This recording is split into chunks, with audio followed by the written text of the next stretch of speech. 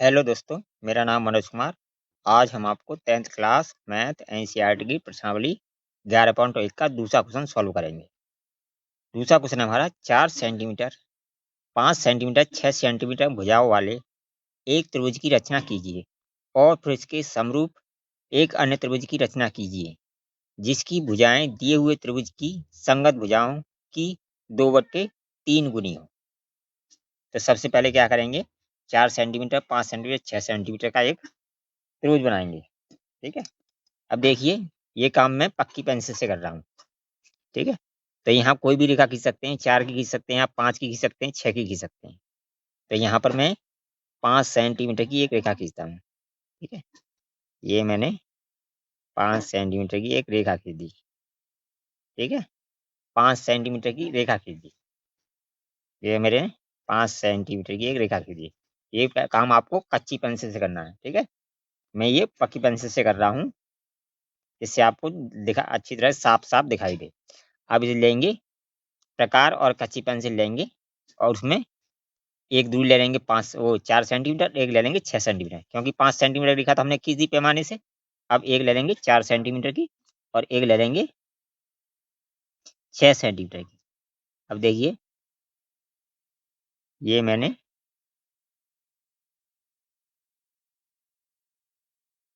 4 centimetre ले ली। ठीक है। ये 4 सेंटीमीटर ले ली मैंने। अब 4 सेंटीमीटर की दूरी लेकर इससे एक इनका नाम दे देंगे पहले। ठीक है। इसका नाम दे देंगे ए, इसका नाम दे देंगे बी। ठीक है। अब 4 सेंटीमीटर की जो दूरी ली है, ए को मान लो केंद्र, या इसको किसी को मान लो, किसी को भी मान लो, आप एक को मान सकते हो। ठीक है। तो केंद्र मानकर एक चाप लगाएंगे। एक हमने चाप लगा दिया। ठीक है। अब देखिए, अब जो हमारी कौन सी दूरी बची, 6 सेंटीमीटर। अब 6 सेंटीमीटर की दूरी लेकर फिर एक चाप लगाएंगे। अभी हमने ए से लगाया था, अब लगाएंगे बी से। ठीक है। इसमें मैंने 6 सेंटीमीटर की, अब इसमें मैंने 6 सेंटीमीटर की दूरी ले ली। ठीक है। अब बी को केंद्र मानकर मैंने 6 सेंटीमीटर का एक चाप लगाया। ठीक है। अब जहां भी ये चाप काटे, उनको ए और बी से मिला दिया। क्या किया, ए और बी से मिला दिया। ठीक है। मैंने इसको ए और बी से मिला दिया। ठीक है। इसको ए और बी से मिला दिया। ये पेंसिल आपको, ये काम आपको कच्ची पेंसिल से करना है। ठीक है। और पेंसिल भी बारीक नोक की होनी चाहिए, तभी आपकी क्वालिटी बढ़िया आएगी। ठीक है। मैं पक्की पेंसिल से इसलिए कर रहा हूँ जिससे आपको साफ साफ दिखाई दे। तो ये होगी हमारी 4 सेंटीमीटर और ये होगी हमारी 5 सेंटीमीटर। अब देखिए, हमें क्वेश्चन में दिया हुआ है इसे 2/3 तीन गुनी हो, यानी फिर इसके समरूप एक त्रिभुज की रचना करनी है तो इसका 2/3 गुना हो। यानी अब एक न्यून कोण बनाती हुई ए से एक, उसी तरह जैसे एक रेखा खींचेंगे, ए से एक न्यून कोण बनाती हुई एक रेखा खींचेंगे। ठीक है। एक न्यून कोण बनाती हुई एक रेखा खींचेंगे। मैंने ए से एक न्यून कोण बनाती हुई एक रेखा खींची। ठीक है। अब इसको, चलो थोड़ी और बड़ी करता हूँ, इस रेखा खींची। ठीक है। अब इसको 3 भागों में विभाजित करेंगे, यानी 3 चाप मारेंगे। इस पे कोई दूरी लेकर 3 चाप मारेंगे। ठीक है। एक चाप मैंने ये मार दिया और एक चाप मैंने ये मार दिया। ठीक है। और एक चाप मैंने ये मार दिया। ये 3 चाप मैंने लगा दिए इसको। ठीक है। अब 3 चाप लगाने के बाद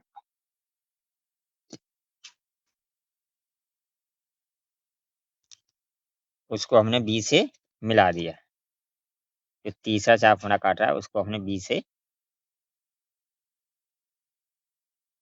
मिला दिया। इसको हमने बी से मिला दिया।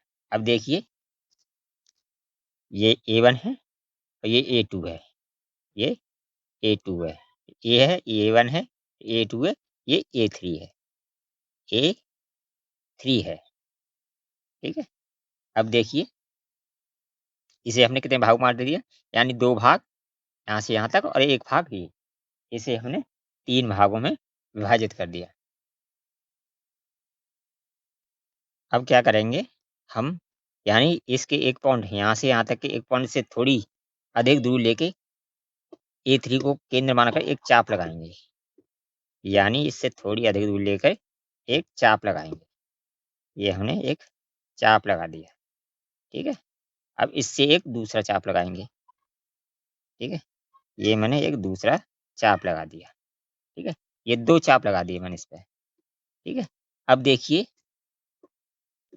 ये जो पहला चाप लगाया था, ये वाला, ये पहला चाप लगाया था, इसके बीच की दूरी लेके, ये दूसरा चाप हमारा ये वाला, ये वाला, ठीक है?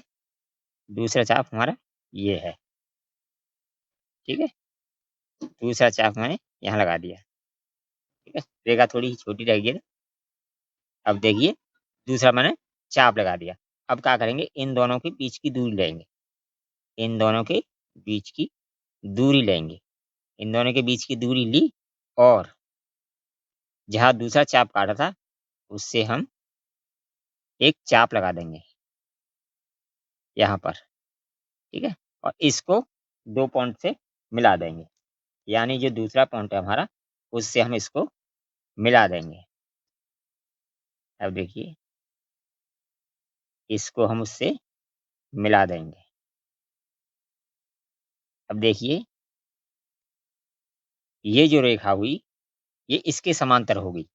इसके समांतर होगी ये वाली रेखा, इसको C नाम दे देते हैं। इसको नाम दे देते हैं C, ठीक है? इसको नाम दे देते हैं C। ये जो रेखा है A टू C, ये A3B के समांतर होगी। लेकिन हमें तो इसके समांतर खींचनी है, इसके समांतर खींचनी है, इसके समांतर खींचनी है।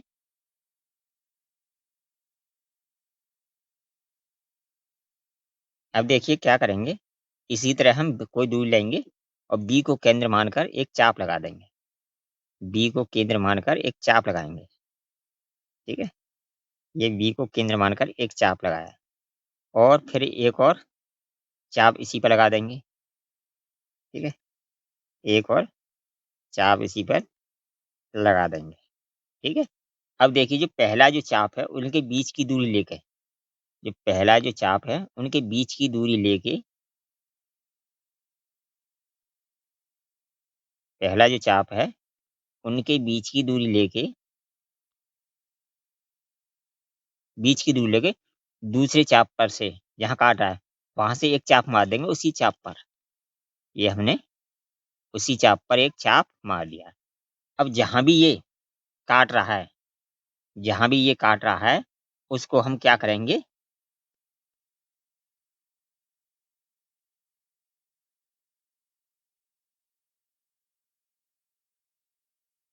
उसको हम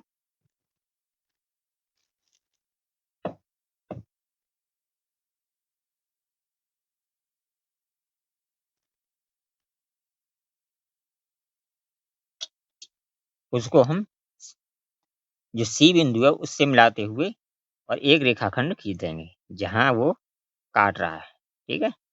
जहाँ वो काट रहा है, उससे मिलाते हुए एक रेखाखंड हम खींच देंगे, ठीक है? ये हमने एक रेखाखंड खींच दिया। मेरा थोड़ा प्रकार थोड़ी गड़बड़ है।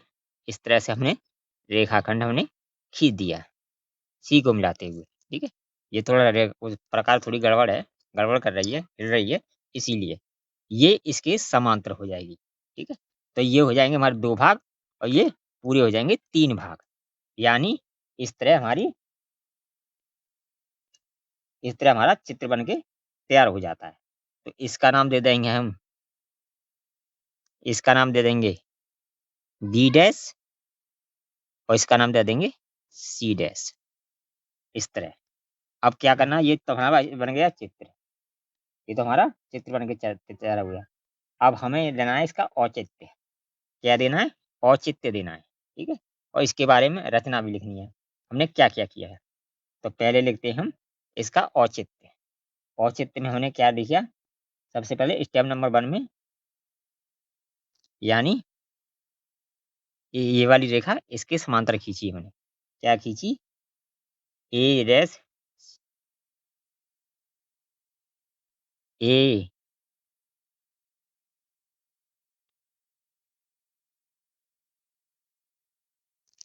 औचित्य में हम लिखेंगे, यानी ये छोटा वाला त्रिभुज ए सी और सी डैश, ए सी और C dash A B B dash के समरूप हो गया।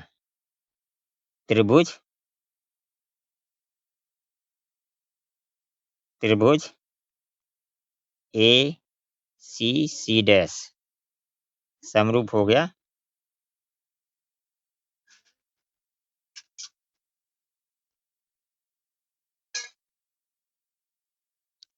तो ये स्टेप नंबर 1 हो गया। ठीक है, स्टेप नंबर 1 में हो गया हमारा, ये त्रिभुज इसके समरूप हो गया, यानी ये छोटा वाला त्रिभुज बड़े वाले के समरूप हो गया। अब देखिए, अब देखिए,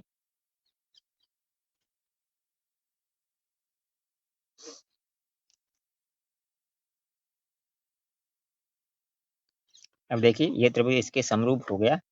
अब देखिए, ये वाला ए और ए ए टू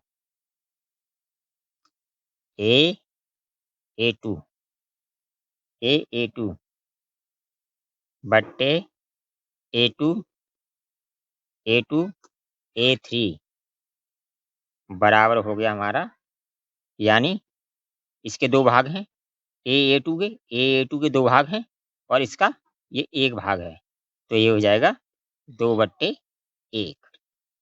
और हमें क्या लाना है? ये 2/3। तो क्या करेंगे? इसको पलटाएंगे, तो ये हो जाएगा ए टू ए टू ए3 बट्टे ए ए टू बराबर 1/2। 1/2 हो जाएगा। अब देखिए, 1/2 ए सी, ये क्या हो गया? 1/2 किसका है? ये किसके बराबर है? ये 1/2 एक किसके बराबर है हमारा?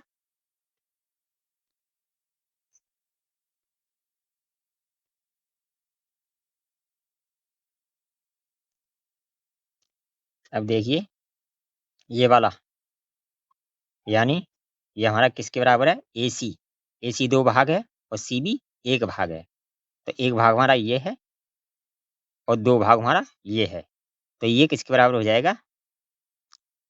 यानी सी बी सी बी बट्टे ए सी बराबर 1/2।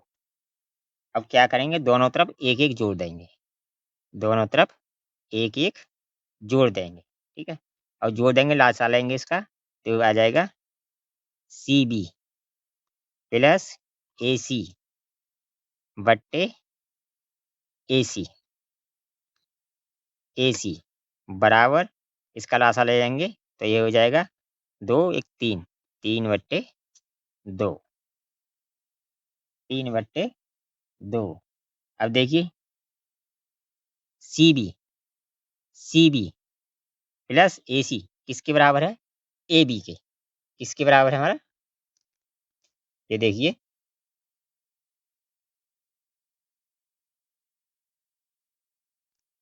ये वाला सी बी प्लस ए सी किसके बराबर है हमारा? किसके बराबर? ए बी के, तो ये आ जाएगा ए बी बट्टे ए सी ए सी ए सी ए सी बराबर, ए बराबर कितना है हमारा? 3 भाग है, तो 3, और ए सी कितना है हमारा? ए सी 2/2। तो ये तो हो गया हमारा औचित्य। ये क्या हो गया हमारा? औचित्य हो गया। ठीक है, ये हो गया हमारा औचित्य। ठीक है, हमने, ये तो हो गया औचित्य। अब हमें लिख देंगे रचनाएं। क्या लिख देंगे? रचना रचना में पहले नंबर हमने क्या किया? पहले नंबर हमने 5 सेंटीमीटर का एक रेखा खंड खींचा। खींचा 5 सेंटीमीटर का एक रेखाखंड खींचा। इसके बाद दूसरे नंबर पर हमने क्या किया? दूसरे नंबर पर हमने क्या किया? यानी एक चाप हाफ नहीं, ए और बी दो रेखाएं, ए बी और बी। चाप हाफ लिखने की कोई जरूरत नहीं है, ठीक है, डायरेक्ट लिख देते हैं। A B, A B dash व बी बी डैश रेखाखंड रेखाखंड खींचे। खींचे, ठीक है। तीनों को मिलाया। मिलाया, इन तीनों को मिला दिया तो ये क्या बन गया? हमें त्रिभुज। इसके बाद हमने क्या किया? ए से एक न्यूट्रॉन काट दी थी, एक रेखा खींची। ए ये हो गया सेकंड, ये थर्ड, ठीक है, थर्ड। ए से एक न्यून कोण बनाती एक रेखा खींची। खींची। चौथे नंबर पर क्या किया था हमने? चौथे नंबर पर क्या किया था? ए3 को 3 बराबर भागों में विभाजित किया। विभाजित किया। किया, ठीक है, विभाजित किया। और इसके बाद क्या थी? विभाजित किया और ए3 को बी से मिलाया। 5 ए में ए3 को बी से मिलाया।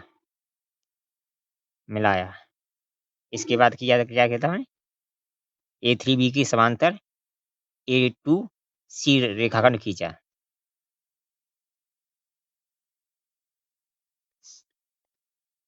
ठीक है, इसी तरह ये एक रेखाखंड खींचा तो ए3 ए3 बी के समांतर ए2 सी खींचा। खींचा, ठीक है, और क्या किया? बी बी डैश ये 6 ये 7, ठीक है, बी बी डैश के समांतर बी बी डी से के समांतर सी सी डैश रेखा खंड खींचा। ये होगी हमारी रचना, ये होगा हमारा औचित्य और ये होगा हमारा चित्र, ठीक है। ये हमारा दूसरा क्वेश्चन सॉल्व हुआ। अगर वीडियो पसंद आए तो कमेंट कीजिए, लाइक कीजिए, शेयर कीजिए। All the best. फिर मिलेंगे न्यू वीडियो।